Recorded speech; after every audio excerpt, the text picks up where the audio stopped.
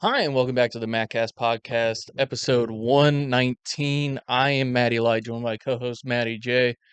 And yeah, we got some softball tournament going into the men's league tournament. We have two more games left for our co-ed before time. Um, yeah, and then there's been some firings within ESPN that we'll kind of talk about. Aaron Donald has been finalizing deals with the Rams to actually join the team. So I'm just like, holy shit, There's a potential. there's a potential. And what was it? Oh, we're gonna do our top 10 running backs. Since we did quarterbacks, we're just gonna go skill position first, I guess maybe, and then maybe into defensive players Yeah. going into the the NFL season. We'll kind of talk about do all that going into the NFL season. But first, this week's episode of the MattCast podcast is brought to you by Heart Ventures Electrical Services. Looking for reliable, fast, and honest electrical work you can actually trust? Look no further than Heart Ventures Electrical Services. Whether it's a flickering light, a full panel upgrade, rewiring your dream home, Heart Ventures gets the job done safely, efficiently, and no shortcuts, no surprises. What really sets Heart Ventures apart is their commitment to the community. He's not some big, out of town chain. He lives here, he works here, and he stands behind every job he does. That means free estimates, clear communication, and service that treats your home like it's his own. From emergency repairs to energy efficient upgrades, Heart Ventures Electrical Services has you covered 24/7. So next time something sparks, hopefully not literally, give them a call and see why your neighbors keep them on speed dial. Thanks again, Joe, for sponsoring this episode's week of the MattCast. Our our last game of the season, if I can find my mouse.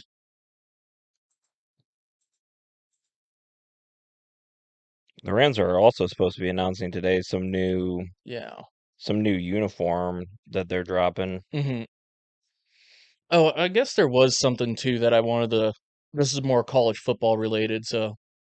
But going in the tournament league, we finished off, I believe, in number 3 or number 4.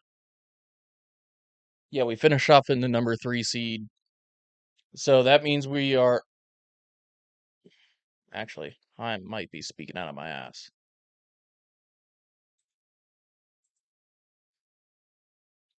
Let me just double check.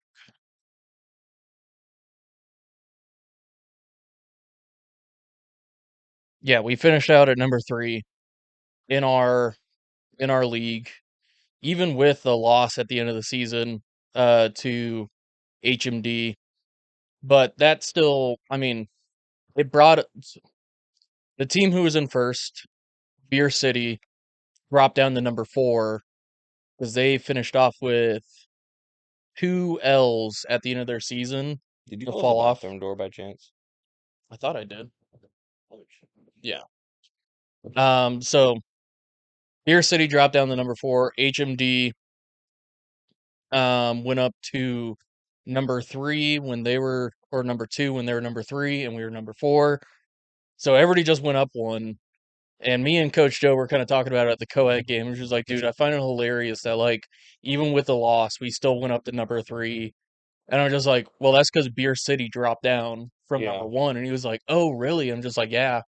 Ninjas took first, and he was like, oh, that makes a whole lot of sense.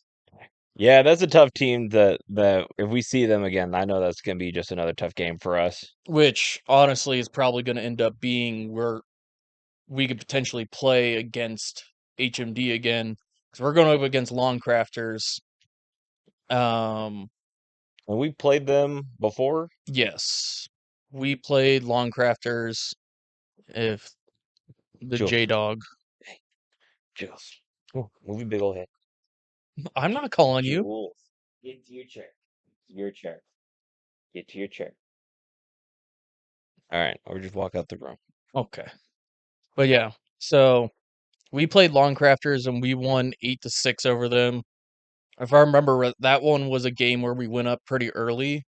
Like we got 6 in like the first couple innings or so, and we kind of just let them pick away at us, and we got 2 runs at the towards the end just to kind of like give us that extra security Hmm. of making sure we don't lose.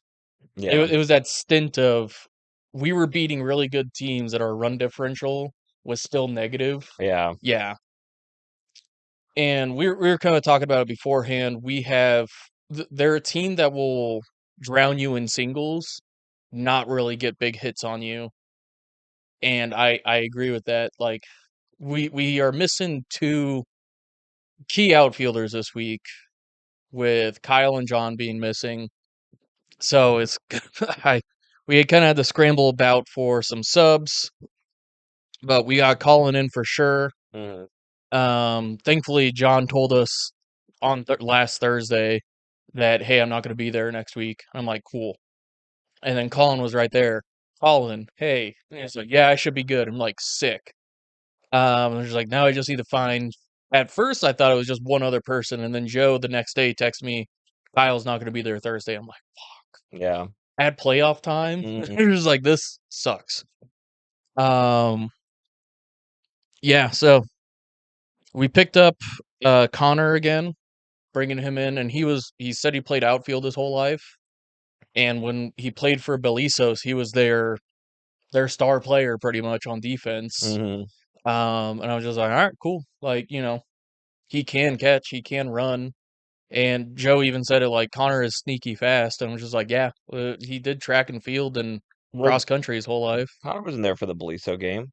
No, no, when he subbed in for that one game, Hmm. uh, against Weeze Concrete, Hmm. Belisos needed another player. Oh, so So he he subbed in for was Belisos it the game before or the game game after? after. Gotcha. Okay. Because then Kyle, me, Joe, and Kyle subbed in for Bird Dogs. Gotcha. Okay. So that's how we got to see Bird Dogs, who is playing against HMD this week.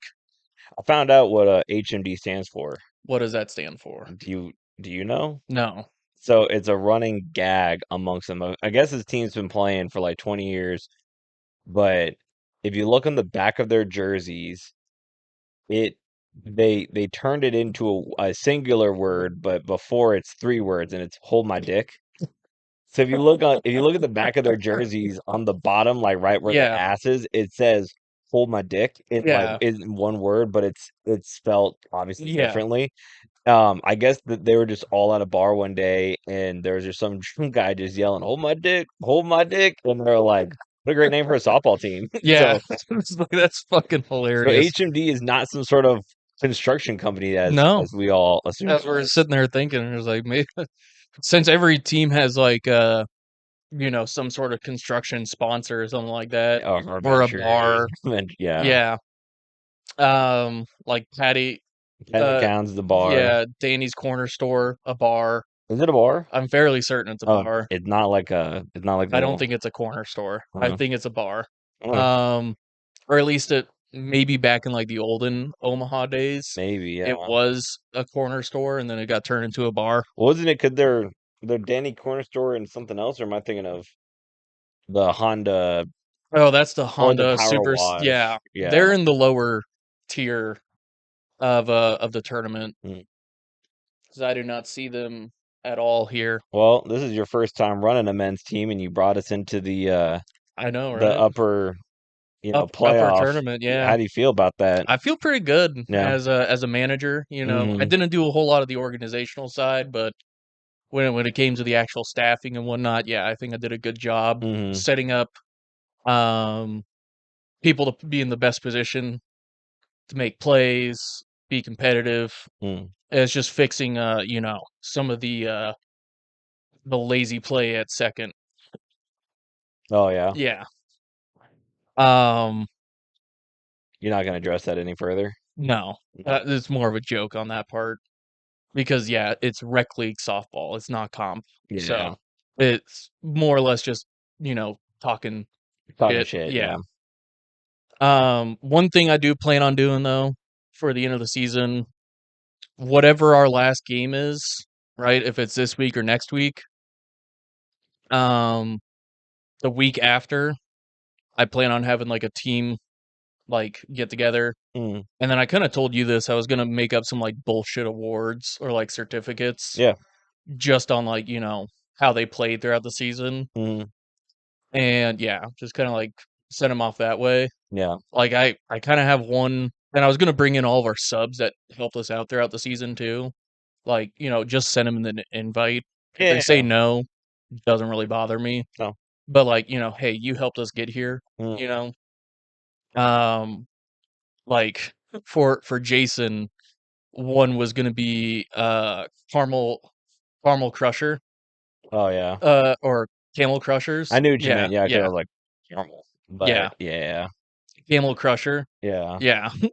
Just, kind of spoof, Epsi's award kind So of shit. I don't know if you knew this, but whenever Jason subbed for us, there was I don't know, maybe like 3 or 4 different times he was like actively smoking a cigarette, like either behind home plate. I Yeah. think he was ripping a Ripping dirt, darts. and then there's I think 2 times he went up to bat, and I know one a couple time of times at bat he came out with a cigarette. one time the ump was like, "Hey, like next time, don't get me wrong, it was kind of cool, but don't do that." Yeah. And then there was like another time where he came up and he looked at me, he was like, "Whatever." Like I think it's like a 9:30 game. He's like, "I don't give a shit. Just whatever."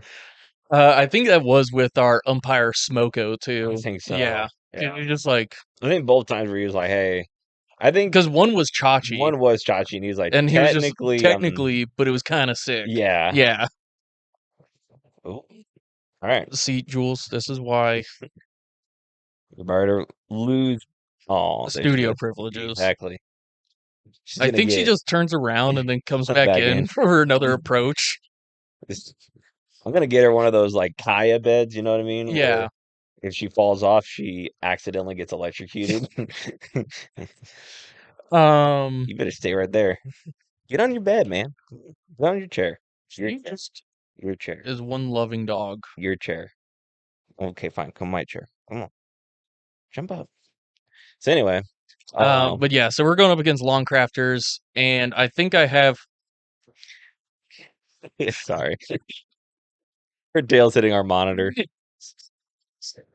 I think I have our fielding pretty much set in stone. Yeah. But I at one point had like 12 different options For on this fielding people. for this game. Yeah. Jeez.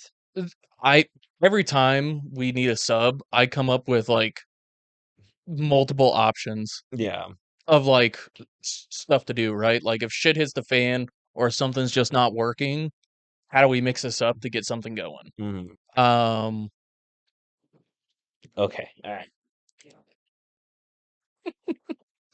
Oh, you want to be on the chair so bad. um but yeah, I've narrowed it down to two, potentially three. One of them Greg pitches Oh. and I go out in the outfield. With Nate on first. Oh, Well, there she goes. um Joe on third, and me in like right center, Mhm. right field, you know. Um because I grew up playing outfield and it's Yeah. where I feel the most comfortable playing. Mhm. Um so it's just like, yeah, like it's something I can just get back into. Joe played third base his whole life. So like he already knows how to play third and I don't have to like worry about him messing it up or something like that. With Greg pitching who has pitched before on other softball leagues. Yeah. Um Another one was Greg goes out to right field, Joe stays on first and Nate at third.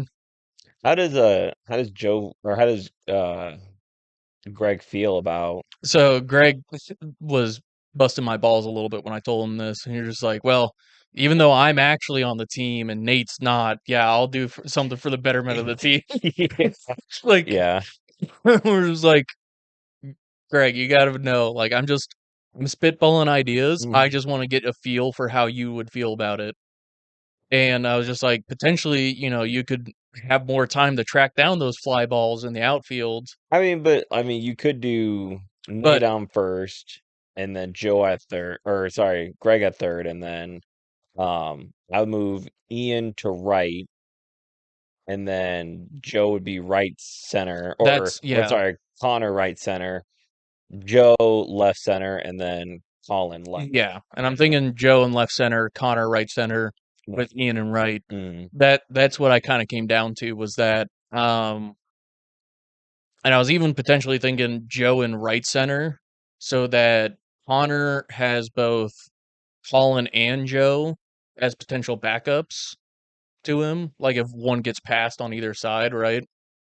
In the gap. So mm. like Connor can get support from, his side. Or I mean, we can just keep Ian in right center Yeah, and like just have there's Connor and again, right. there's multiple options that I Yeah. could have done. But I'm leaning on Joe left field center, Connor right field center, Ian in right field. Hmm. Um, I know Ian could track down those balls on the line, Yeah. and so I don't really feel as nervous about that one. Which is okay. Okay. I was just like, "What you sniffing over there, huh?" Um, yeah. So, Jules, you're starting to become not okay. So anyway, but yeah, we have Long Crafters, who is a good team. They are a good team. Um, this is a team I'm confident in beating, though. oh yeah, yeah, I mean, I know we're coming off a pretty close loss. In my opinion, HMD had like one good inning, and it was the inning before the end of the game. yeah, You know what I mean? Like up until then, we were doing pretty well with them. We didn't yeah, have our full squad, yeah, but I feel pretty good. yeah. I felt confident going into that game with two subs, Mm, with Josh, who is a lockdown outfielder, mm, and then um Jason, who is a consistent single hitter. yeah, I'd say pretty confidently he's a consistent single or walk. except for the last inning, he was, I Yeah, think, the last out. yeah. Mm, So, but like when I looked at his OPS before, like he had like an 800 OPS. I'm just like, damn, it's just like that's really good. I was like, I did not expect that. And then consistently, he's gotten at least two or three on base per mm. game. You know, so I was just like, not bad. Um, but yeah, so then we have Bird Dogs and HMD is playing after our game, and I don't think Bird Dogs is going to win that game. I don't either.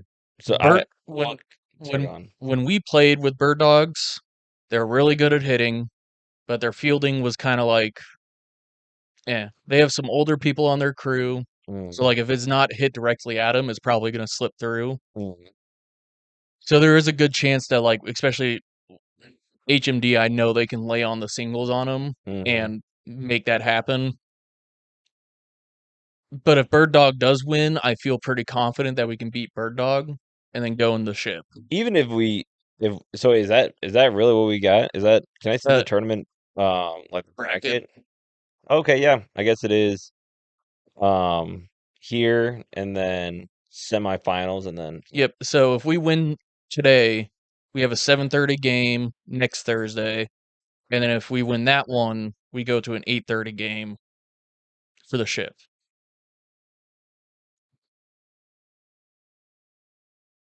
why does it say winner of six?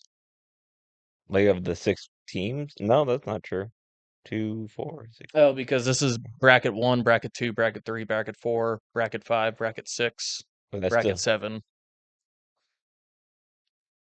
So the winner of 3 between Heart Ventures and Long Crafters goes to oh, here. Winner of okay. 4 goes there.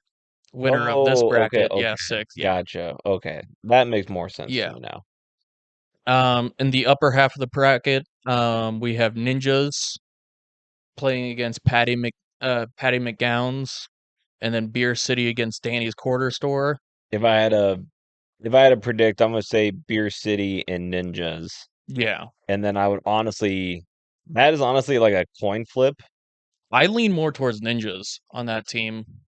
They were pretty solid when we played against them. They are very solid. Don't get me wrong. And like, if I had it my way, Patty McDowns would win, and then we make it all our way there because I feel pretty confident we could beat him pretty easily. You think Patty McGowan's could beat No, Oh, but okay. that's just like my pipe dream. Yeah. Like Cinderella story. They make it through. I think we're technically the Cinderella story because I think we're the only new team in the league. Yeah, So we're not really the underdog though. We've been top of the pack majority of the season. yeah, but I still think if you're looking at like preseason odds, Oh yeah, especially like if you look at our first couple games odds when we were, I mean, yeah. negative run differential, we're like getting by with really close competitive wins. Mm-hmm. Like, Kachi saying we're tough. yeah, like that's where I would say that we're kind of the Cinderella story Yeah, more than yeah, any other team on this top half bracket. yeah. Um, but yeah, I have my girlfriend says I don't want you guys to win because if we win, we get an automatic bid to play comp. Oh, So like we can't play rec, we can't, do that. We have to go into a comp league if we win. that can't be true. That's at least what I've been told. Because I mean, they were saying that like these guys, like I'm assuming you could do both leagues. Yeah, I think you can do both, but Yeah. like, yeah, you get a comp bid for the next season. Hmm. So I'm just like, shit, dude, that'd be a whole different animal if we went up the comp next season. But Yeah. I, as much as I'd love to win the ship, I don't think we are. I think, Well, we gotta get through lawn yeah, crafters. yeah, We can't even talk about no, ship. no, We gotta look at no. We got to lawn get through long crafters. crafters, and yeah. So going into our last um co-ed game, we played Barachos. They 16-0'd us. So, maybe Coach Joe had some Had some merit to that, but maybe that hindsight being what it 2020, is, yeah. maybe a 7-0 forfeit loss would have been a little bit better than that I, 16-0. I yeah, couldn't make it because I was working on Sunday. yeah. I'm assuming you guys had like who replaced me? It was just Brian. Oh, okay. Yeah. Since Joe has 12 for co-ed, it kind of accounts for that potential of someone missing. Mm. And I'm just like, I get that. Like, Have we found any girls to sub for us on Sunday? Because that's no, I have not heard of any girl subs. yeah, Yeah. But yeah, we got 16-0'd. I was pretty upset with the umpiring with Smoko mm, because, like, yeah, he said, and like, I know he was calling it both ways, and it wasn't just for me yeah. because, like, I was in the batter's box and they threw it inside underneath my elbows, and I hear him say inside and over, and I'm like, that was blow my tits. I Hmm. almost was said that's not over. I almost turned around to him and just said like that in no way in hell is over. Like, Yeah. and he pretty much like had me throwing straight missiles down the middle with like just a little So bit of arc, he didn't like the arc. or like he didn't like how deep the arc went because like with Chachi, I think you can hit 10 feet. I think it's like the rule. The yeah, official was you can't hit 10 feet of an arc. so you can hit it's unlimited arc, you just can't have it flat. No, I thought there was something you can't have it too hard, like high on Oh, maybe arcs. there is. I don't know. I thought that was like a rule. Like it couldn't be like 10 feet up. Okay, Yeah, well, I could be wrong. yeah. Because if that's so, then like there's been tons of pitchers that have been throwing it 12 feet up in the air, Mm, which like I I'm using my own self. Like if I was to stand in the middle of their peak, is this 2 feet or 4 feet taller than me? mm, I'm just like that's more than 4 feet. That's yeah. kind of how like I judge it. Um, but yeah, I was just sitting like that's not over. And Brachos, they are a comp team, so this is just what they do for fun on Sundays is play rec league. Yeah. And they play in a comp league throughout the week and like go to tournaments and stuff like that. I'm like, that's wild. Okay. And, But like, having, like, jobs, man, like, how do you even, how do you like do that? yeah, how do you do Yeah, you have that? families and everything. Yeah. Yeah. But like for this comp team to sit there and wait for walks when you're up by 12 Mhm. in like the fourth inning, Mhm. it's just like, what are you doing? Oh, like, they They were were not waiting on walks. when you say waiting on walks, like, what do you Like they mean? were just watching the strike zone and like, if it was they would if it was a 50-50 ball, they just hold their bat on their shoulder. Oh, god, so they wouldn't Yeah. give you, like, a courtesy swing or No. nothing. No courtesy swings or anything. Like they were very picky about their strike zone. I'm just like, dog. Like granted too, I get it. You play comp, but this is rec league Yeah. where you give that courtesy swings. Mm. The only time I don't courtesy swing is at the beginning of the game or if it's a tight matchup. If it's real close and, like, every pitch and every at bat matters, Yeah. I get it, but if you're up 12-0, Yeah. like When the score is 0-0 or it's like 5-0 in the first inning, I'm going to sit there and wait. mm, But once the score gets competitive or like one team pulls out over the other, I'm going to start giving you courtesy swings. yeah. Or I'm going to my courtesy swing is I'm going to try and pimp that shit Even, and like I miss the ball by a mile. I mean, even, like, I think at the beginning of the game, like, putting out that, like, feeler, like, especially if you're, like, first inning, it's 0-0 and you're giving Yeah. courtesy swings just to show, like, "Hey," Put that like olive branch out there. yeah, Yeah. in good faith, like, "I'm here to have fun." Yeah. That would be I unless you're looking at it like, "Alright, like, this is just too ridiculous." yeah. That too where it's just like it's 12 feet over there in the other, batter's box and you're just Yeah. like courtesy swing, I Yeah, guess. yeah, yeah. Yeah. Yeah. So we got guaranteed greats. Which I think that's the team we scrimmaged against. I think you're right. So I'm fairly confident that we can win that, but obviously I don't know. Um, What are they, 5 and 6? yeah, they're 5-6, and we're 7-3, and I think they have a negative run differential. So I think we can win, but also who knows at this point with co-ed? There's been so many games that have been like, teams that I felt like we could beat Mm, that we just don't. Teams that like bats hit crazy. We could have easily beaten them, but we had to get so many subs. yeah. Yeah. And this is looking like to be another game where we have to get a lot of subs to play for us on a Sunday. Especially, like, girls. Yeah. And one of the things I've been noticing the difference between co-ed and men's league. I guess let me specify. Getting girl subs is a lot harder than getting guy subs. Yes. Yeah, not Yeah. only ability of play, it's just there's so There's so little. out there Yeah. that at least we know of. I know there's one that Joe hit up on like a Facebook Yeah. forum and they showed I up I think joined that one Facebook game. group. Yeah. Yeah. And like every now and then like I'll see one that pops up for that day. I'm just like, I could go for playing today. But I'm Mhm. just like, I don't think my girlfriend would want to join me to go out to this game on a random Tuesday. Yeah. Yeah. But yeah, one thing I've noticed though between the men's team and the co-ed team, seems like the men's team shows up and actually wants to play and have fun. You get what I'm saying? I'm listening to you. And the co-ed team is kind of 50-50 on if like or like half the team shows up and like actually wants to play or has motivation to play. You get what I'm saying? I think I think what it comes down to is like us playing on a Sunday. I feel like if Yeah. it was on any other day but Sunday, Yeah. you I would have think a different attitude, but oh, Sunday 100%. is the your last day before you have to go back to work on Monday. Especially if you're doing like a 9:30 game, you're just like, fuck, dude, I gotta after this game it's like 10:30, depending on where I live. That's either like a 15, 20, even like for some people 30-minute Yeah. drive. Gotta go home. I'm definitely gonna shower before going back into bed 'cause I'm Mhm. sweaty. I'm dirty. Like I got another shower. Like I got a shower.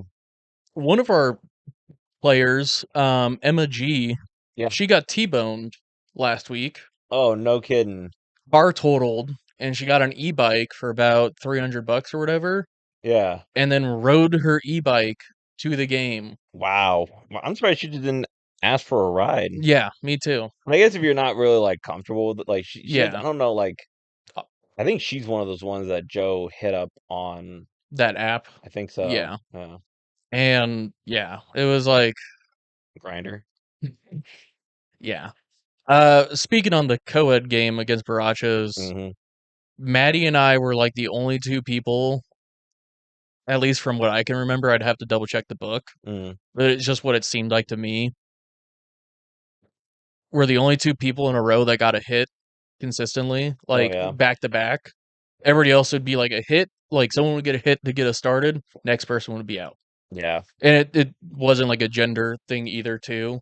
It was like a girl would get a hit, get on base, the next person up, out. Yeah. And I'm just like, well, what's going on Were today? they flipping double plays on you guys Twice. twice? Yeah. There was one where they flipped a double play on us, and I was just like, damn, all right, that sucks. Mm-hmm. But like I think the reason why I got flipped a double play too was that it was like a pretty good screamer right to the shortstop. So it got to them quick so that Mm. they could quickly turn to the second and then turn Yeah. at one. If it was a slow dribbler, we would have at least gotten one person on compared to, what happened. Yeah. Also, their third baseman or third base woman, being gender exclusive here, or gender Inclusive. person. Inclusive, not Yeah. exclusive. Yeah. Um, yeah, snagged like three down the third base line, and they were like screamers that would have been easily like doubles, I think but just like, Barachos, I think they win like every year. yeah, That's why whenever you're saying like they get a bid into the, and it's like, then I'm assuming they can still play both. It doesn't mean that yeah, they just can't play.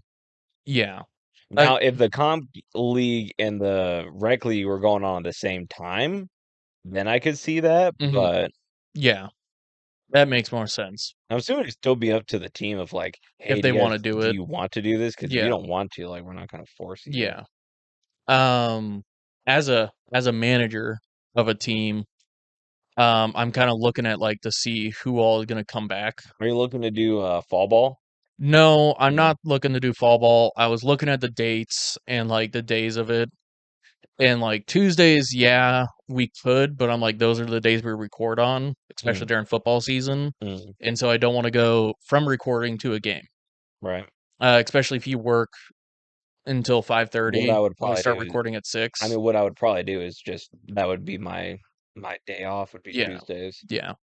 But I wouldn't want to do that. And then during football season, Friday nights are like my date nights, Yeah. or else my girlfriend will be upset with me that like all we do is watch football because I go from Thursday to Saturday to Yeah. Sunday. So Friday is the date night for, Mm, to make sure she doesn't get mad at me watching football all weekend. yeah. Um, yeah. And so like I can't do double headers on Friday, which was the Friday games. I'm like, nope, can't do that. Wednesdays would be my day to edit. Mm. And so I'm like, can't do that either. So it's just like, yeah. So not doing fall ball. Yeah, not doing fall ball. Are you gonna like try to do any sport during? I'm thinking of doing intramural sports for college. Yeah. Uh, Basketball. basketball, flag football. Mm, For the flag football, I might bring out my GoPro and like record that. mm. Are you And still then, looking about doing that for the playoffs for yes. yeah? After we record here today, uh, the reason why I didn't bring out the GoPro for the last game was that I didn't get all the data or like From the storage shifted Are off. you gonna do POV shot or are you gonna do it I'm as gonna do the tripod. okay. Just because like Do you have a tripod or I do have a tripod. okay. Yeah. I was gonna do tripod mainly for the reason of you don't get to see the full field, Mm, and I don't have like the helmet or like the hat one yeah. from my chest. What I saw when doing like the two gun shoot is that like you don't get a good view of everything from the body cam. Yeah.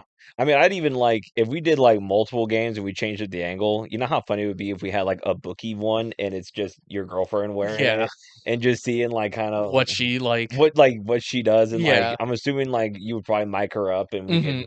you could like Yeah. have her do commentary for like a little bit. The other issue I'm running into as well with the GoPro, Mm, and like I love to mic it up too. is that the battery on it is not super good, Oh no. and I don't think it can sustain a full hour of recording Really? without a battery pack. Huh. Okay.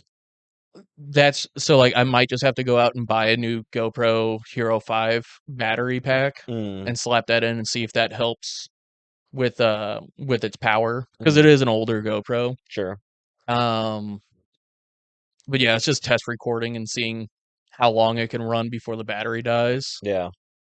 I If think that's I'm not an issue, then yeah, I would mic it up. and what I think a lot of guys on the team would probably find it kind of funny of either Mhm. like changing it every inning Yeah. or maybe like every game like one particular player wears it Yeah. and then you can Yeah. hear their like Their commentary. yeah, Yeah. just them just kind of BSing. I think depending on well, I feel like most of the guys they don't really say anything like Dude, too I'd love to hear Kyle. So like whenever a strike gets thrown, him in the outfield. oh yeah. Yes! Oh yeah. I love hearing him.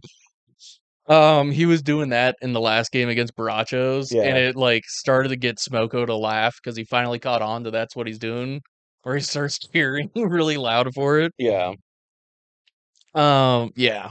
But yeah, I thought about that. Like if the battery does sustain a full hour How long, of like, have recording, you tried to see, like, how long from, like, full charge, do an entirety to see how long it goes before so I came to that conclusion when I was recording while doing the two gun stuff. Mhm, It was already at 72% after that like 10 minutes of recording mhm. in total, or 10 to 15 minutes. And I was just like, it probably could, but I don't want to risk it. We're like at that last inning, Oh, like it if we gets go cut into off. extras and it gets cut off and we just Yeah, miss a full, like that game against Turner where we went into extras. yeah, Like imagine if it cut off right when we go into extras. Dude, mhm. I'd be pissed. Yeah, it would I'd be be like, I'd what the understand that. fuck? Yeah. So that's where I'm like, yeah, when we get home, I'm gonna push off the rest of the data or the last couple videos that I have Mm.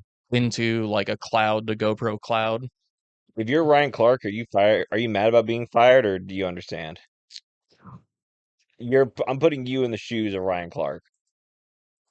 I don't think I would be upset, um, Would you just because be I have other avenues to continue my would you career. be upset that it happened mid-recording? Oh, dude, Like, I'd be pissed off if it. you couldn't wait Yeah, You couldn't wait until maybe after I was done or yeah. You couldn't pull me off to the side after the show's done and be mhm. like, "Hey, Ryan, we're gonna have to let you go."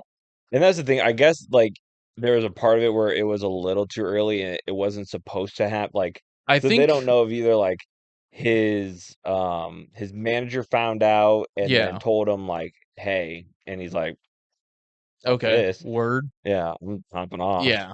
So ESPN fired a list of people: Mhm. Ryan Clark, Carl Ravitch, Cam Newton, Tom Pelissaro, Yep. uh, Bart Scott, Mhm. Charles Davis, Stefania Bell, and then David Lloyd. Which Bart Scott has been there for a minute, if I remember correctly. Same with Tom Fort Scott. But yeah, I saw somebody's review on Ryan Clark or like impersonation of it, and it is like, "What do you think about this, Ryan?" And he goes like, "Ba ba ba ba ba ba ba ba," and then it's just like ESPN exec. I was like, "Dude, Ryan, we gotta let you go for that. Like, I've you're not saying like jack all." oh. And like a lot of people are making jokes about Ryan Clark and like his bad takes. He does have some stinkers out there, but Yes. I would say anyone that kind of does this, like you can compile it from us, like Pat McAfee, Oh yeah, like anybody that does this type of work. is gonna have bad takes. Yeah, exactly. Like you're from like the UFC, there's like Joe Rogan had the really bad one where he was like, "Welcome to," I think it was the Machida era, and then he proceeded to be a can. Yeah. Um, Ryan Clark. I'm sure like the ones who is that old guy? He's not on what is his name? I can't think of his name. He used to be on College Game Day forever. Like Oh, even I'm yeah, naming him because even like beloved ones, if you're to go back, like yeah, they've had a bad take. yeah. Where he puts on the wrong mascot helmet Sure, and says yeah. like, "Yeah, I know who you're talking about. And I'm fucking pissed off. I'm forgetting his name." I see his face. Yeah. Coach. Lou. No. Coach. God man, what is his name? Is it Luke?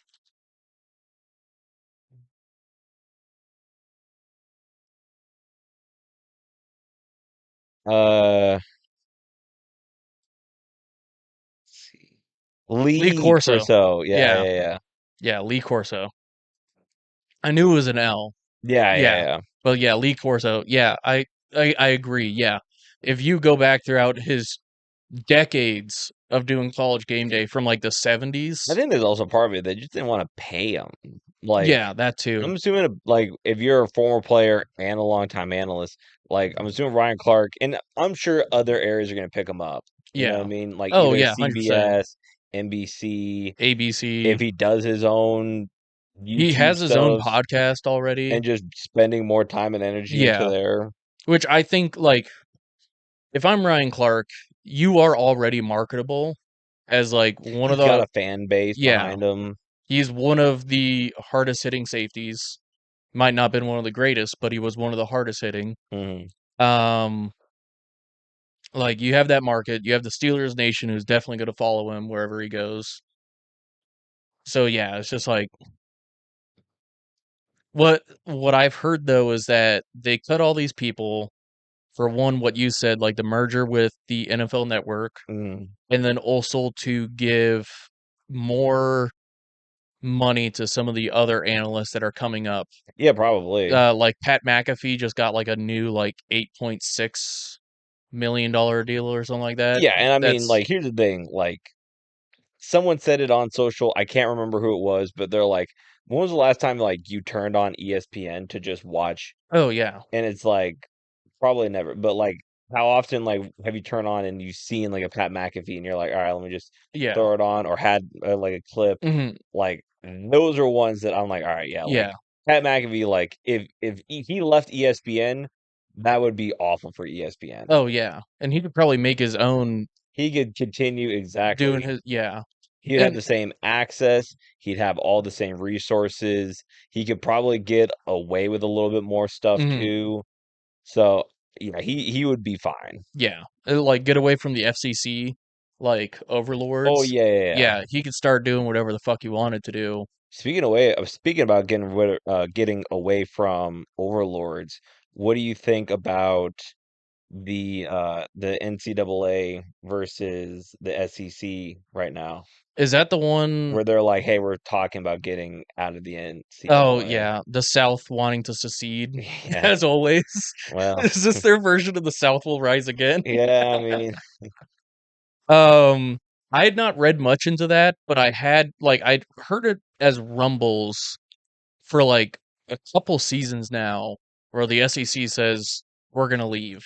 yeah, they've been saying it for a while, and I mean, I kind of understand some of the sentiment where it's saying like they're kind of a useless body, Mhm. government body where anything that like or NCAA says can get appealed in court, Oh, yeah. and you're just kind of going through a longer process, Yeah. and What I think it's gonna end up doing is actually forcing the NCAA to like stick to their guns mm, and like actually make rule sets mm, to fix the problems that are going on with the NIL right now. yeah. Um, which I would agree. Like, How do you fix if you're in charge of the NCAA? Dabo What Sweeney had a pretty good take. I saw your video that you sent it to me. Yeah, Yeah. and like I kind of agree with it. Where like if you're injured or like you get one transfer that's like, okay, cool, that's your one and done, right? But like if you do transfer, you have to sit out a year. And you can't like you get that year back after you graduate. I thought So you like said if you get one free transfer. So yeah, like if you just went to a school and they're not promising you or you're not you getting know, what they promised to you, yeah. It's just not a good fit. You get one free move, Yeah, or if your coach gets fired or your coach moves yeah. on, then you can get another transfer Which from I that. agree. Like after like who was it? Virginia Tech, I think it was, fired their coach Hmm. after within 4 games. Iowa State. Iowa State, he Yeah. left after the season was over though. Yeah, So but like I a mean, lot of that is like a lot of that happened after the season was yeah. Well, over, though. Virginia Tech's coach was Mid fired mid in the season. season. Yeah, Same with UCLA. yeah. So like those players get a free transfer because of that. Mm. But I think like if But their you have to coach do gets it. fired or they leave But if it's during before the this, bowl game, I think before the season, like you have to wait until the transfer portal's open, because yeah. if your coach gets fired, I think you're still required to stay on that Yes, team. yes. Where I'm trying to get at though is that like if they've made it through 90% of the season and then their coach gets fired or they leave, Mm. they can't transfer at that point because they went through the full season. I would They don't get agree. that free transfer, I should say. They can transfer, but they have to sit out a season because that's how it used to be Well, and when then students would transfer yeah. before the portal is that like you would have to sit out a season. Mm. And so instead of getting 4 years, you only have 3 years of eligibility. Or, Mm. sorry, instead of 5 years, because you have that red shirt season, um, you have 3 years left. So, like, you did 2 seasons at Wyoming, and then you get Sure. transferred to Ohio State or Michigan. Mm. You have to sit out your junior year, Mm. and then you only have your senior year left. But Which even is I that's think, the old way, which I think is a little bit unfair, and you should get that season back, but you still have to sit out so that teams aren't just poaching all the best players. well, and the other thing that I thought was interesting too is the way that, I don't know who it was, but they're like, would you like quit your job before getting an interview from another job? And he was like, everyone would tell you no. Like, you're gonna Yeah, be in that job until you get an interview, and if you like it, then you would put in your 2 weeks and leave. yeah, So, but college athletes, they're not doing that. Like, they can't do that. Like, yeah, you can't get talked to by another, like they have those rules set in place for that. So you have to, which I know some places still get around it. Um, but you still have to, you know, put yourself into the transfer portal, basically quit your job and hope that the next spot is yeah. greener on the other side. And like, yeah, that's a little bit messed up there, but Mhm. also in the same, I guess in the NFL, no, you do kind of put feelers out into the market, like, hey, I want to get traded. But sometimes even too, like you don't even get a say in the matter. The Hmm. team's like, "Hey, we're trading you," and then Yeah, you're like, "Oh, okay, yeah, well." So it's a little bit different from there. a little bit different. But I do think this, where agents are, how do I say, leveraging their players' talent to Well, get more money from the the one thing school. that kind of makes me like it, college athletics isn't like amateur anymore. You know what I No, mean? Like they're, I don't think they've been amateur for a but while now. isn't that like isn't NCAA, like the acronym has amateur athletics in it? I Like believe look so. up what NCAA stands for. I can't remember exactly what it is.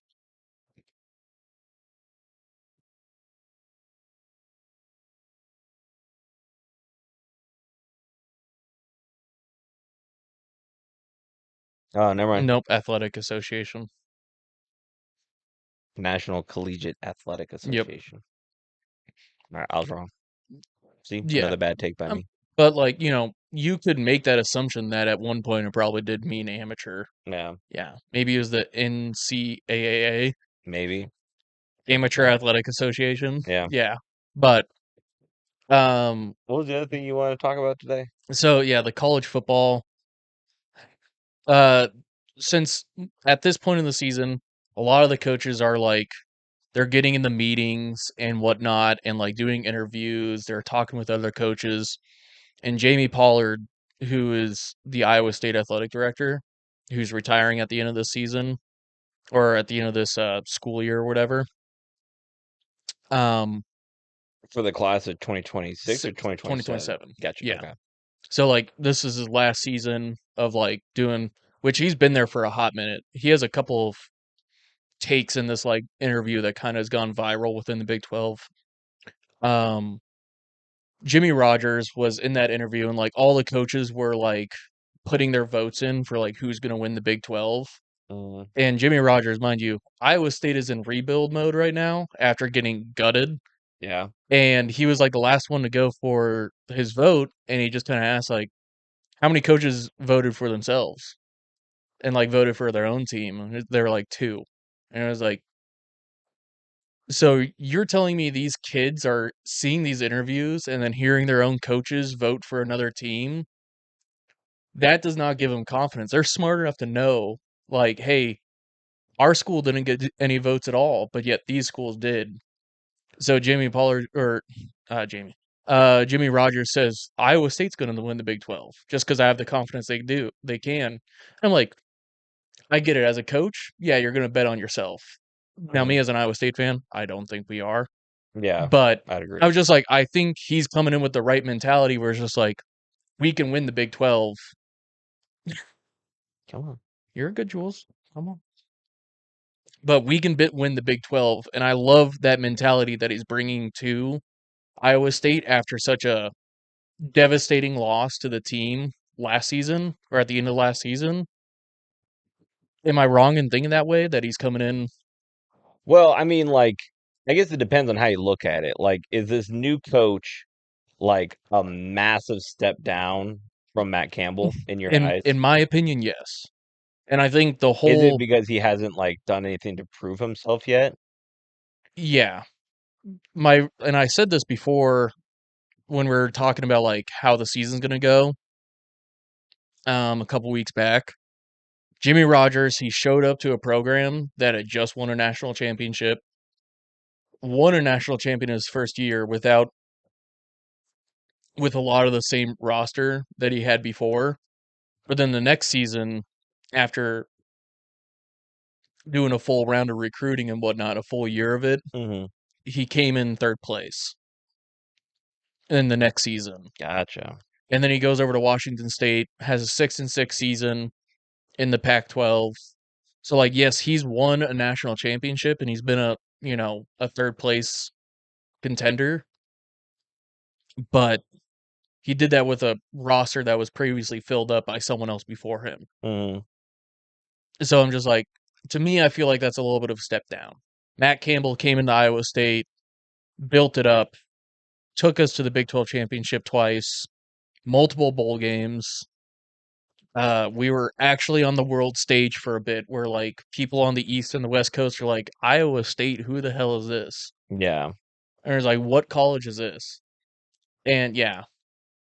The other take that Jimmy Pollard had said on that interview was that he believes that the Texas college network or whatever, like they have their own like Like TV station. TV station, the Texas Longhorns. That makes sense. They made it up, right? And but all the other colleges said, "Hey, we want some of this revenue too, since you're going to talk about us." And that really saved the Big 12 and brought in more eyes and brought more money to a lot of other schools that weren't really getting seen on the big stage like Texas was when they're in the Big 12. Like Mm-hmm. Texas and Nebraska were the Big 12 for a minute, and Oklahoma as Yeah, well. right. Say Oklahoma. But all that shared revenue came in the next couple seasons later after the Texas College Network came out. Baylor was in the Big 12 championship and won. Baylor was contending for a national championship. So like it brought in money to a lot of schools that had not really gotten the limelight and made them better, which in whole made the Big 12 better and more competitive. And it's also what brought Iowa State into being this like, powerhouse in the Big 12, at least underneath Matt Campbell. We'll Mm-hmm. see how it looks, with Jimmy Rogers, but you know, I just thought that was an interesting, before NIL and everything, Right. that this is what brought a lot of these schools that we now know is like, oh shit, this is a Big 12 team into the limelight. Mm. Yeah. Yeah. Gotcha. Yeah. Did you see Josh Pate's take on Nebraska? No, I didn't. No, no. Uh, Someone had tweeted at him, and they put in Will Compton's face, yeah. and it with like his shocked face. Man, who weighs the banner higher for Nebraska than Will Oh, Compton? no one, Nobody. no one. Will Compton, and like if Kong Sue did it, that would also be really cool as well. I think he does it when like every so often Yeah. where it's like, all right, I'm gonna either he gets invited out to like whenever they unveiled the Ndamukong Suh Athletic Training Center for like the Hmm. weight room, like obviously like he was there, Yeah. or I think they're just now opening the Nebraska like athletics Hmm. Hall of Fame, and they put in, and I think anytime that any Nebraska fan sees a headline that says Tom Osborne, they immediately think like, "Oh my God, he's dead." Like Yeah. anytime before they read, they're like breaking news. Tom, like Tom, Nebraska they just see legend. Tom and just like, oh my god, There's the Nebraska legend, like or dude. former head coach Tom Osborne. They're like, "Oh my God, no, Yeah, dude!" Like I remember when I was at the I have Savannah a, I have, Bananas game I have and a they brought that feeling guy out. I was like, "Golly!" Like when this guy dies, it's gonna put the whole state in the whole mourning. state in the morning. Oh yeah, Fields aren't going to be plowed. nope. It's just like all work is going to be stopped for a week. There's gonna be a Tom Osborne Day. Yeah, in Nebraska, like Either his holidays, birthday or the yeah. day he passed. Hmm. Like I can imagine kids get off of school because Tom Osborne died Yeah. just in Nebraska. I honestly can see it. Like, because their Yeah, parents or their grandparents, most of their parents are gonna be like, they were kids when Tom Osborne well, was I guess it depends. Either like they were kids or I mean they could teenagers. be Yeah. grandparents because yeah, it was in the 90s. And so it's just like, yeah, it was like there's gonna be a day for Tom Osborne Oh yeah. when he passed. But anyway, was But so Josh Pate inevitably went down the line. And it was like, yes, Matt Matt Rule did not have the year three rule where like everybody thought they were gonna go 10-2, 9-3, but they do show they went from a 6-6 season to a 7-5 season. mm, So it's just like there's a show of growth. It's a linear growth. sure, yeah, Throughout his 3 years of coaching the program, and like you had even made the prediction of 8-5, yeah. And which I think if we don't get like a major bump up, here's the thing, like I'm not saying that Matt Rule's on the hot seat, but if you don't it's see nine definitely wins, warm. yeah, You know what I mean? Like I it's think heating up. it's You got heating some up. embers underneath the Yeah, seat. there's Yeah, definitely some like discomfort. It's like when you yeah. accidentally nudge your car seat Hmm. warmers on, you're like, why the hell is my Oh, lower back yeah. sweating? That's kind of I think the state that it's in. And depending on the end of the season, it's either gonna be he's on the hot seat Hmm. or he's gonna take us to the Big Ten Big national. Ten. Yeah. Yeah. He's like we So gotta see some what do you think either instantly ignites that seat and makes it the hot seat this season, if we have another 6-6 season or another 7-5, 7-5. or yeah, Like especially if we have a 6-6 hmm, and we like miss a bowl game, yeah, that's definitely gonna or lose that bowl game? Yeah. yeah. Like I think we need like a good 8-5, a good nine Or and yeah, eight and four. four, 9-3. Yeah, Or sorry, yeah. And yeah, like definitely a high marquee bowl game, like Pop Tart, Cheez It, the fucking was it Outback. the bad boy pinstripe bowl? Yeah, Like the fuck even is that? You know what I mean? It was cool they got to play in Yankee Stadium. I was saying that's yeah. pretty cool. Um, and then what was the one that we were in last year versus was it Utah and they beat the ever living breaks off of us?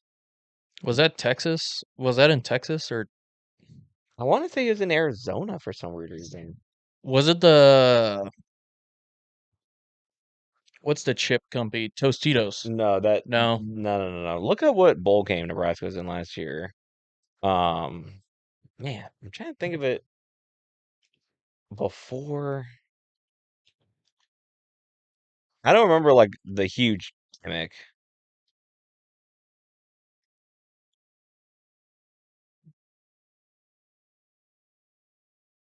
Do, do, do, do, do, do, do.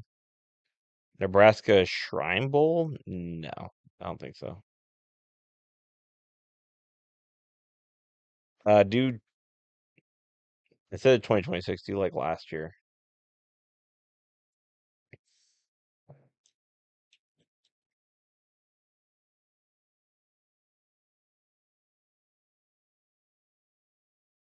Okay, we played Utah. Okay, it was in Las Vegas. That's what it was. Oh, wasn't it just like the Las The Vegas Las Bowl? Vegas Bowl. Yeah, yeah. Yeah. So like another cool area for the players to like be able to like go to Hmm. and stuff like that, but like not a Pop-Tart Bowl, not a Yeah. Cheez-It Bowl where you're gonna get a little bit more Like show coverage and and yeah. yeah. Yeah. Um. Yeah. There's some like social media news, like sports people that have been talking. They're like, if Matt Rule doesn't get a 9-3 season in the next couple of years, I can imagine him being on the hot seat, Yeah, I which would I think is a fair take. if it's not this season, like at the end of this season, he's gonna be on the hot seat. Definitely be next season. Yeah. Like going into the next season, like If this linear like climb does not continue, if it doesn't take like a big step, yeah. you know what I mean? Like I don't know if Nebraska has the patience of like each year we get slightly better. I don't Yeah. think that's Into season, like party deal. yeah. Was me and Maddie. Oh shit. What? Never mind. I have said her name before. Um, me and Maddie went out to this place called Smash Park. Yeah. And they have like batting cages there with the hit tracks deal. Mm, And when we were doing it, it was actually tons of fun. And we were kind of sitting there like, I think the boys would really enjoy this. mm, Just going out there to a batting cage, having some beer, you know, eating mozzarella sticks, whatever the fuck, right? yeah. Um, renting that out for us. But like when we were doing it, I tried their pitching simulator. And like, dude, I was getting some of these strikes. Like I was hitting the strike zone dead on Yeah. in the spots, and then it would like read it like low left or like all the way over here. So it'd just be ball, ball, ball. I'm like, what the fuck? Like these are strikes. Mm, These are strikes every day of the week. yeah. Like, so I was getting a little bit frustrated with that. And then also when we're doing the batting cage, we started off with it on easy mode. So it's pitching anywhere from like 30 to 40 miles an hour. And like the hits were boosted. So like me and her were just knocking homers left and right, right? Then we put it up to 50. I think it was 55 to 60 with non-boosted hits. And like when I tell you we were hitting some beautiful like singles up the middle or like in the gaps in the infield. And the like either something was wrong with it where like it just wasn't registering our hits or something like that. But like it would be like ball dead. And I'm just like, how is that a ball dead? Like I hit one that was like straight back at the machine. Mm, So like I would sit there and think like I understand the ones that are going out to the corners. Yeah, that might be a little bit hard for the machine to read. But one straight back, maybe that's the thing. They have a system where like if it goes right back to it, like it has a hard time discerning like if it's yeah, going backwards or forwards. yeah. That would be my assumption. There's one where where Maddie hit it and it was like a line drive. It was Mm, a beautiful hit, would have been right over the shortstop head. A reader read it as a moonshot that went straight up like the pitch just like took a couple steps to the left yeah. and caught it. I'm just like, Huh. first off, that's the wrong direction that it went. Yeah. Second off, no way in hell that was a pop fly. Mm, So I'm just like, yeah, it'd be fun to like bring out the guys and watch Jacob and Alex yeah. just like hit really hard Mm, against 30 miles an hour. yeah. Um, but yeah, when we did that batting cage on Friday and we had our game on Sunday. And apparently, so what Maddie's left hand kind of got bruised right here. Okay. And I'm just like, so what I'm hearing is that you let go of the bat before you hit Mm, because you don't have both hands driving through. So all the force is just coming from your left hand. mm, And that's why you're getting the bruise right here. She goes like, I don't want to talk about it. yeah. It's just like, it's not my technique. I'm just like, really sounds like it's your technique because you were bitching at me about my technique when I do BP, Mm, but I say something about your technique and all of a sudden, I don't want to talk about this. Which I do want to hit up Joe and see if he wants to do some batting practice before Yeah, Thursday's game. today's game. Shit, yeah, today. Yeah, So I'd have to at do it. 8:30. But all right, cool. Going into our running back list. Do you want to go? Well, you went first last time. Yeah, you go first this time. Okay.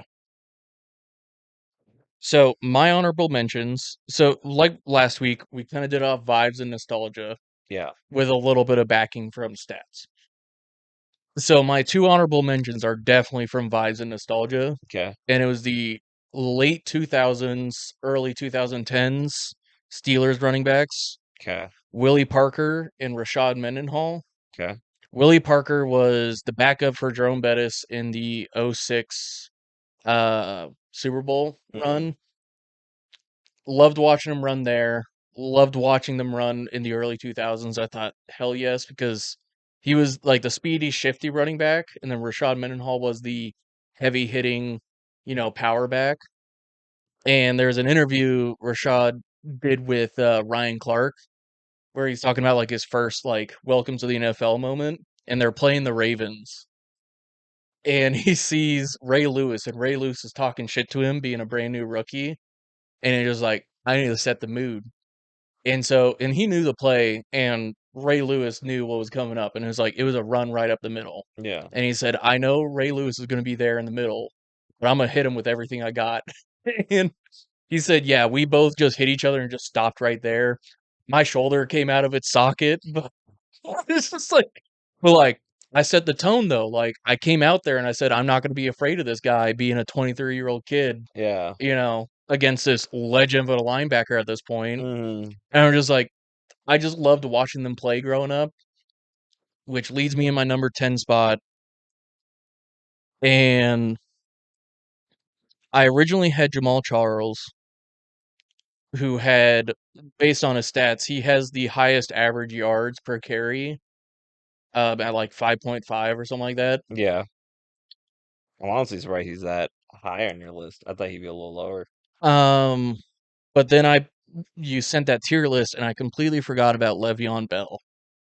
Ain't no way you took Jamal Charles off for Le'Veon So Bell. again, vibes and nostalgia.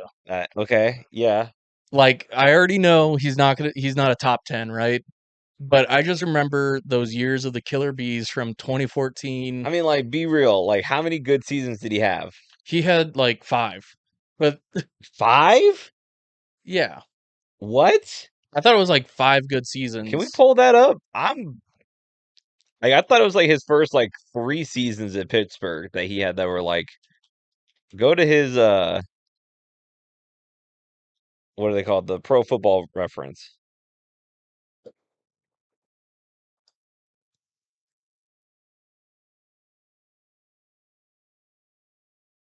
One, two, three, four. So you're saying all 5 years that he was at Pittsburgh were great. When one of them he had 3 touchdowns. I think that's the one. Wasn't he injured that year? Yeah. Yeah, I would argue the three, Yeah. the 2014, 2016, and 2017. Yeah. But like I just remember those years so fondly, Yeah. and how he kind of, a lot of people will say it like, r- almost revolutionized playing at running back with his patience and whatnot, He was like one of the few to do that patient stutter step. and And then it explode through some the guys hole. it doesn't work for. He was definitely like the master of the Yeah. end. And then I would say that's your honorable so mention, again, but yeah. And was just like purely nostalgia based of just remembering those 3, 4 years or whatever, right? yeah. Of him running the ball, that I'm like, I want to put him into my top 10 just because of how magical those years were, See, at I knew he least. was gonna be on your list. I'm not mad that he's 10. Yeah. I'm a little surprised you forgot about him. Yeah, I completely forgot about him. Yeah. And this is where, like, I know in reality, Jamal Charles is probably 10 or, like, better. Mm. But it was just like, all right, I really love Le'Veon Bell and those years he gave us with the Killer Bees. So who else? Who else we got? Who's Number number? 9 is CJ2K. Okay. he didn't have the longest career, but I he would was I would say dynamic yeah. when he was playing. My next one, and this is where I could have been CJ2K or CMC at 9 and 8. Okay. CMC, he's had a lot of injuries, which have kind of like killed his career. Yeah. I That mean, like I wouldn't really say put a kill his career. not killed, but like dampered your view on him, I should say. He had that injury prone label Yeah, a lot yeah. before. I mean, especially Even before San Francisco. yeah. Yeah. But yeah, love CMC, especially last season where like he carried that 49ers team pretty much on his back and his torn Achilles, Hmm. whatever, right? Right. My number 7, Marshawn Lynch, Okay. beast mode, like another one of those players that like I wish he had more years of running the rock and like I say on a good team because he went to Oakland and kind of didn't really do a whole lot. Yeah, the whole Yeah. Oakland. I mean, that was more of like for him. That was like a vibe thing because he was Yeah. from Oakland. kind of that Yeah. area. Uh my next one is Saquon Barkley. Okay. This last season kind of put a damper on everything compared to like his other seasons where like he's ran beautifully with the ball. Yeah, I would say like one bad season, and it like I wouldn't even say it was a him thing, like a him I think that performance was a thing. team thing. It was a But utilage of him like was less. th- that one season kind of made him drop down to 6 because I have Frank Gore at number 5. I like that. I love Frank Gore, and I think him at 5 is the perfect spot I because he mean, just God, had he that was in ever. forever. When I looked 2005 to 2020, Yeah. and when I was looking at the stats too, he had almost 1,000 yards rushing almost every year too, Hmm. and I'm just like the longevity of him just dominated. And I mean, he was a tough, gritty. Like he's Power not. back, Yeah, yeah. he was great. My number 4 is Derrick Henry. Okay. Derrick Henry is now number 10th in the all-time rushing leader, Hmm. and he has not been injury prone. He spends probably the most out of any NFL player in the offseason, making sure his health, physicality, everything like that is like top of the I line. think he missed what one. Like he didn't. One game. He no, he didn't finish like one season because I thought he didn't he break his foot like 2 seasons ago or something like that. I thought like Oh yeah, he with didn't. before he went I to thought he didn't finish. Baltimore. He didn't finish like one season because he Yeah. either broke his foot or there's something. And I thought he was like on a crazy pace to do something, but he like I can't remember what that was now. Yeah, and that was like his last season with the Titans. Maybe Yeah, before he went up to Baltimore. My number 3 is Marshall Falk. okay, Like dynamic in the early 2000s, greatest show on turf, yeah. one of the best running backs, and I believe he's number 3 or 4 on the all-time rushing leader. I feel like I know who your one and two are. Yeah, it's kind of hard. This one you can flip-flop either way. AP and LaDainian Tomlinson. Yeah. Like those you can't like you can put them either or. I can understand either position because they are 1 and 2. If I could put them both at 1, you know, I would, but I think LaDainian Tomlinson did more than AP. The only reason, well, fucking, this is where I'm like, I could put AP at number 1. He came back from an ACL surgery and then ran for 2,000 yards and was just a few short of, at that time, breaking the all-time rushing in a season Mm. after tearing his ACL. When AP won an MVP, I Yeah. believe. So did LaDainian Tomlinson as Yeah. well. And I'm trying to remember. I mean, LT never won a. Super Well, Bowl. I don't think Adrian Peterson won a Super Bowl either. No. I They were love 2 running I backs that love that interview where I can't remember like what the context was, but they just some random interviewer was like interviewing AP, and then he was like, "All right, so what's your name?" He goes, "Adrian Peterson." He goes, "Like that Adrian Peterson?" He's like, "Yeah." yeah. He was like, "Oh, what the fuck?" All right. Your turn. So for my honorable mentions, and he told me this at today. the beginning of this episode. So I've been trying to do it as best I can. Um, and mine's gonna be pretty biased on the Rams. I'm not gonna lie, I have 3 Rams in here. Hey, that's fair. I mean, I was biased with my. Yeah.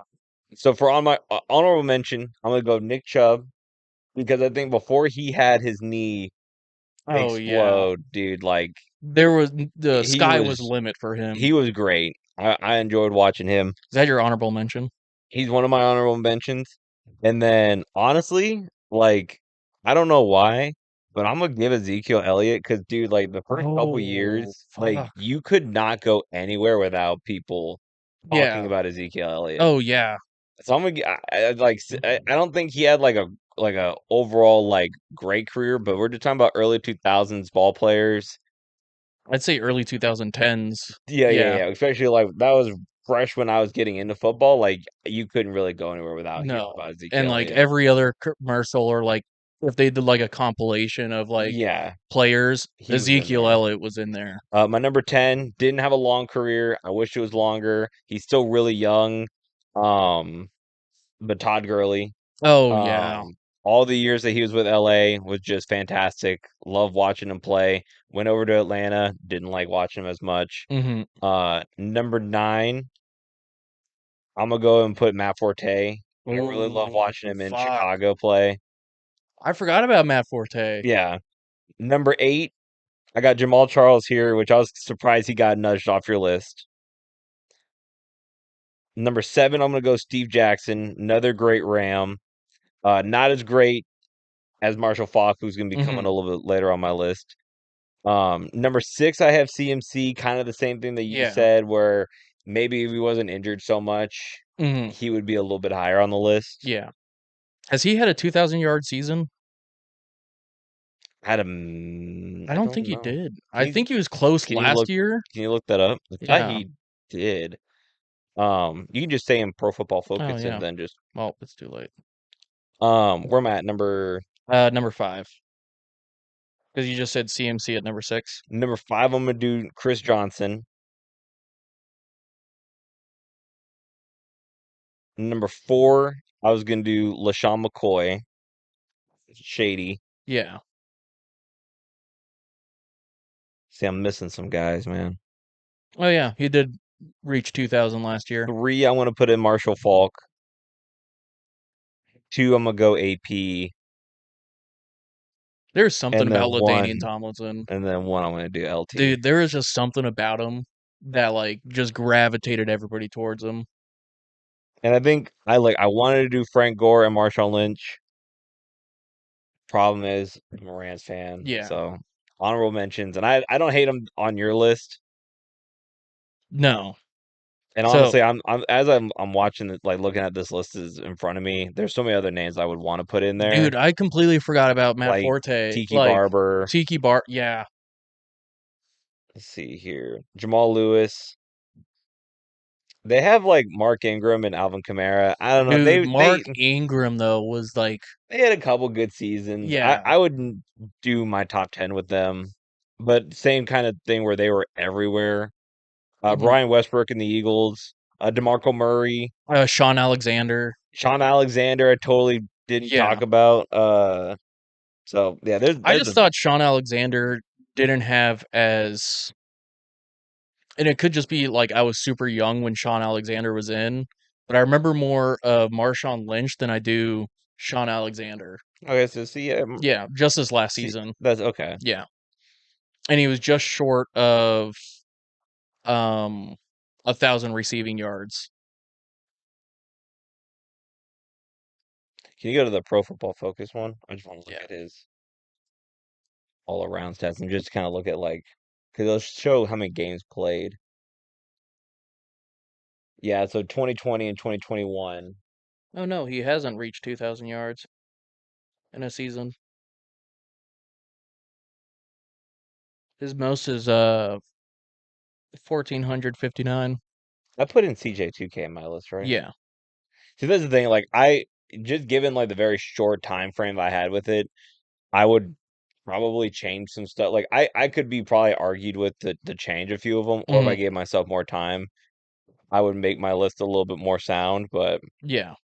that's how I'm going off of like my vibes Mhm. of like watching highlight tape from like growing up Yeah. and just kind of like when you're watching, you're playing in the yard, like who you're trying to emulate. Those would Mhm. be the guys that I would And so, like, want. where this idea kinda came about was that today, before coming out here, I saw an Instagram reel talking about Derrick Henry Mm, and how he's about 5,000 yards away of breaking Emmitt Smith's 5,000 and a half of breaking Emmitt Smith's record mm, of, and I'm just like, this is a completely feasible thing because he's had a lot of seasons where he's ran for over 1,500 yards, and he's had a couple of them where he's almost gotten 2,000, and then he's had one where it's at 2,000 yards rushing. right. So I'm just like, if he keeps up with this pace where he's anywhere from 1,200 to 1,500 yards a season for the next 4 years, dude, he can beat that shit easily. And he's within striking distance, I think 12 touchdowns of the all-time rushing touchdown leader. Mm. So it's just like he's very close to becoming one of the best running backs. I didn't even put Derrick Henry on my list. Yeah. So that's why I'm just like, I'm gonna put Derrick Henry definitely within top five, Hmm. but he isn't quite there I yet. guess I was looking more like early 2000s No, and yeah. 2010s. Like I think what only Christian McCaffrey was the only one that I put in Mhm. there Of for modern. like yeah, Yeah. recent guys. But like that's part of this is that like it's just all nostalgia and like, Mm, and vibes. And this is definitely something I think I'm gonna like clip together yeah. and try and make like into like a short series Hmm. of like, our favorite players from the early 2000s. Do we want to do a combined like we did with the last Yeah, one? yeah, yeah. So honorable mentions. Honorable mention. Let me pull up that list again. I'm good. Let's put. I would say Todd Gurley and Le'Veon Bell, Yeah, both of our I honorable agree. mentions. Yeah, That gives us each a because player. they both had very short careers, but it looked like they could do anything. Yeah, Yeah, I like those two in our honorable mentions. Number 10. Matt Forte. Okay, I'm cool with Matt Forte. Dude, like another one of those dudes that just like shorter career, loved watching them play in Chicago. Dude, phenomenal fucking running back. Number 9. You want to do? Marshawn Lynch. I was thinking Marshawn Lynch here at number 9. Marshawn Lynch. I'm going, yeah, Marshawn Lynch beats mode number 9. 8. Do you want to do CMC? I like him. That's where I have him on my list. Okay, we can do CMC. 7.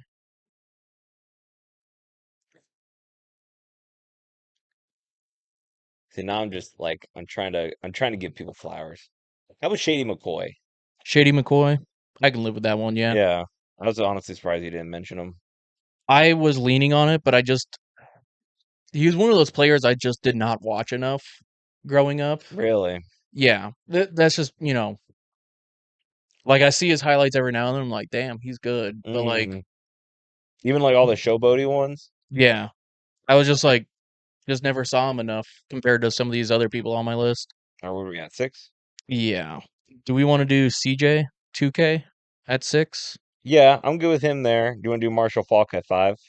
Oh, yeah. And And then then do you want to Frank do Gore. Frank Gore 4, Yeah. 3? Do you want to do Derrick Henry? Yeah, we could do Derrick Henry number 3. And then 2 AP, 1 LaDainian Tomlinson? Yeah. Okay. I like that list. Falk at 5. I'm just writing it down so when I do the editing, Mm, um, who'd we say at number 4? Frank Gore. Frank Gore. Dude, Frank Gore. And then King Henry. Yep. LT, or sorry, AP LT. APLT. Yeah, I like it. So yeah, for just a recap, honorable mentions: Le'Veon Bell, Todd Gurley, Mhm. two dudes that if they had longer careers, probably would have made it in the top 10 pretty easily. Matt Forte, phenomenal in Chicago. Mhm.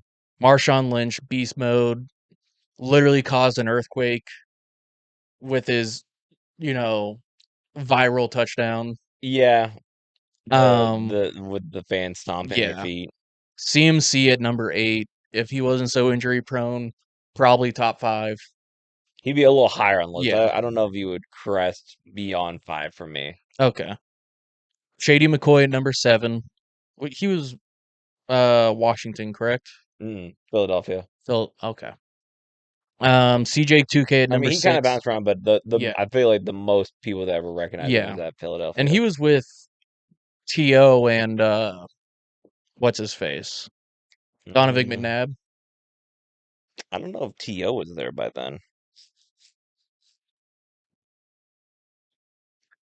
But then we have Marshawn Falk, greatest show on turf, multiple no, won an MVP. Frank Gore, loved watching him run. Journeyman running back, 1,000 yards almost every season.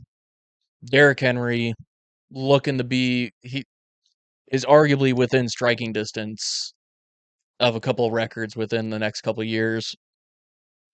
AP and then No, LT. Sean McCoy got in 2009, and So just after. T.O. was in for 2004, 2005. Yeah. So just missed out on. That's what you were saying. I was like, I don't think that he played with T.O. But yeah, I think a fairly good list. And then he played 1 year with Donovan McNabb. I think you're mistaking him for Randall Cunningham, I think was. Oh, okay. Who I'm thinking of. Oh, no, Randall Cunningham was 2001. Excuse me. Anyway, Anyway. Well, thank you guys for joining the MattCast podcast. I am Matty Light, join my co-host Matty J, and we'll catch you guys next week. Bye. uh, This week's episode of the MattCast podcast is brought to you by Hart Ventures Electrical Services. Looking for reliable, fast, and honest electrical work you can actually trust? Look no further than Hart Ventures Electrical Services. Whether it's a flickering light, a full panel upgrade, rewiring your dream home, Hart Ventures gets the job done safely, efficiently, and no shortcuts, no surprises. what really sets Hart Ventures apart is their commitment to the community. He's not some big, out of town chain. He lives here, he works here, and he stands behind every job he does. That means free estimates, clear communication, and service that treats your home like it's his own. From emergency repairs to energy efficient upgrades, Hart Ventures Electrical Services has you covered 24/7. So next time something sparks, hopefully not literally, give them a call and see why your neighbors keep them on speed dial. Thanks again, Joe, for sponsoring this episode's week of the MattCast.